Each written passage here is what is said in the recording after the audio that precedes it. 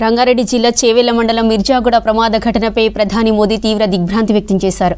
మృతుల కుటుంబాలకు ప్రగాఢ సానుభూతి తెలిపారు. క్షతగాత్రులు త్వరగా కోలుకోవాలని ప్రార్థించారు. మృతుల కుటుంబాలకు 2 లక్షల చొప్పున ఎక్స్గ్రేషియా ప్రకటించారు. ఇక గాయపడిన వారికి 50,000 చొప్పున ఆర్థిక సాయం అందిస్తున్నట్లు ట్వీట్ చేశారు ప్రధాని మోదీ. రంగారెడ్డి జిల్లా చేవెళ్ల మండలం మిర్జాగూడ ప్రమాద ఘటనపై ప్రధాని మోదీ తీవ్ర దిగ్భ్రాంతి వ్యక్తం చేశారు. మృతుల కుటుంబాలకు ప్రగాఢ సానుభూతి తెలిపారు. క్షతగాత్రులు త్వరగా కోలుకోవాలని ప్రార్థించారు.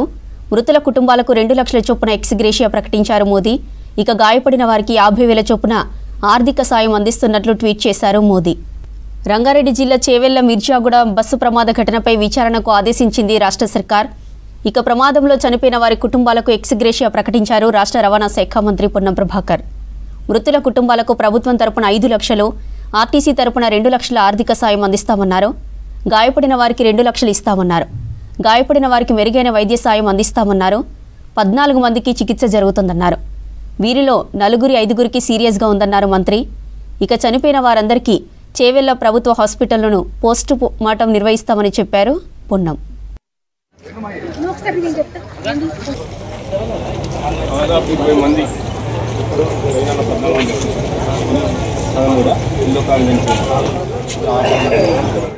సేవలు ఇప్పుడున్నటువంటి మహేందర్ రెడ్డి గారి హాస్పిటల్లో కాకుండా ఇంకా ఎక్కడికి అంటే అక్కడికి సూపర్ స్పెషాలిటీ హాస్పిటల్ కూడా పంపి ట్రీట్మెంట్ చేయడానికి ప్రభుత్వం నిర్ణయం చేసింది.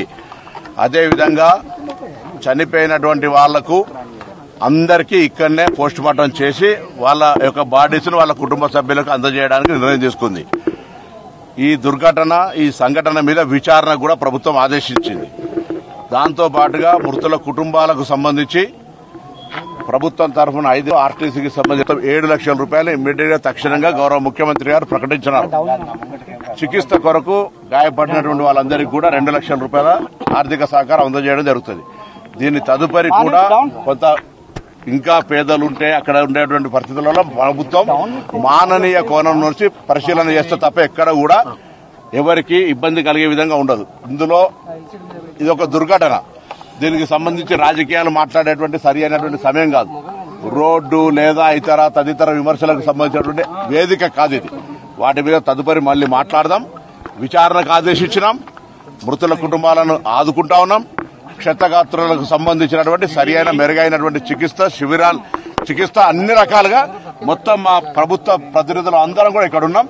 మొత్తం ప్రభుత్వం ఇప్పుడే టెలికాన్ఫరెన్స్ చీఫ్ మినిస్టర్ గారు, చీఫ్ సెక్రటరీ గారు, గౌరవ ఈ జిల్లా ఇన్ఛార్జి మంత్రి శ్రీధర్ బాబు గారు, మా ఆర్టీసీ ఎండీ, సిపి గారు, కలెక్టర్ గారు అందరూ ఉన్నతాధికారులంతా కూడా ఇప్పటిదాకా టెలికాన్ఫరెన్స్ చేయడం జరిగింది. తక్షణమే అన్ని రకాల చర్యలు తీసుకోవాలని అన్ని డిపార్ట్మెంట్లకు సంబంధించిన అధికారులకు ఆదేశాలు ప్రభుత్వం ఇచ్చింది. 72 మంది ప్రయాణికులు ఉదయం బయలుదేరి వస్తున్న సందర్భంలో కంకరకు సంబంధించినటువంటి టిప్పర్ గుర్తిన సంగతి మీరు చూసినారు. ఇది ఇన్సిడెంట్, యాక్సిడెంట్.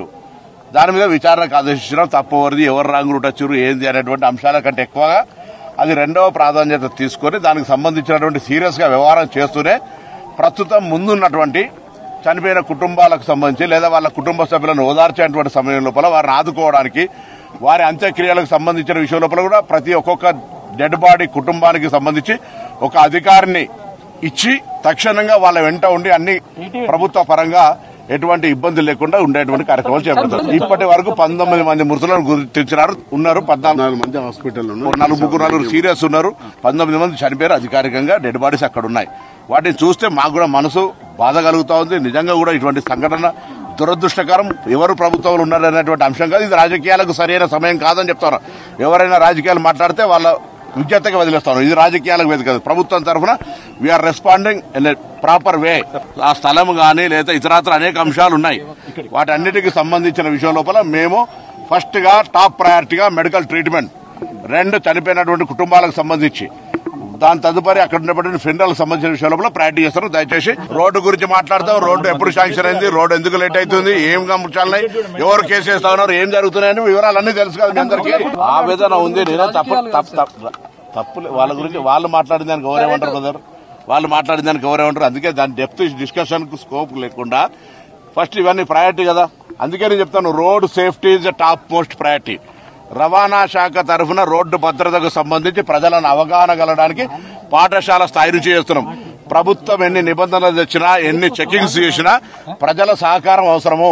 నేను తెలంగాణ ప్రజలుగా దేశవ్యాప్తంగా యాక్సిడెంట్లు జరుగుతున్నాయి, 100 మంది చనిపోతా ఉన్నారు. రోజు తెలంగాణ రాష్ట్రంలో 20 మందికి తక్కువ కూడా చనిపోతా ఉన్నారు. వాటిని నివారించడానికి డేంజర్ స్పాట్స్ ను రిమూవ్ చేస్తా ఉన్నాం R&B శాఖతో సమన్వయంగా. అంతేకాకుండా ఎక్కడెక్కడైతే ఫిట్నెస్ కావచ్చు ఇతరత్ర అంశాల మీద ట్రాన్స్పోర్ట్ డిపార్ట్మెంట్ సీరియస్ గా యాక్ట్ అవుతా ఉంది.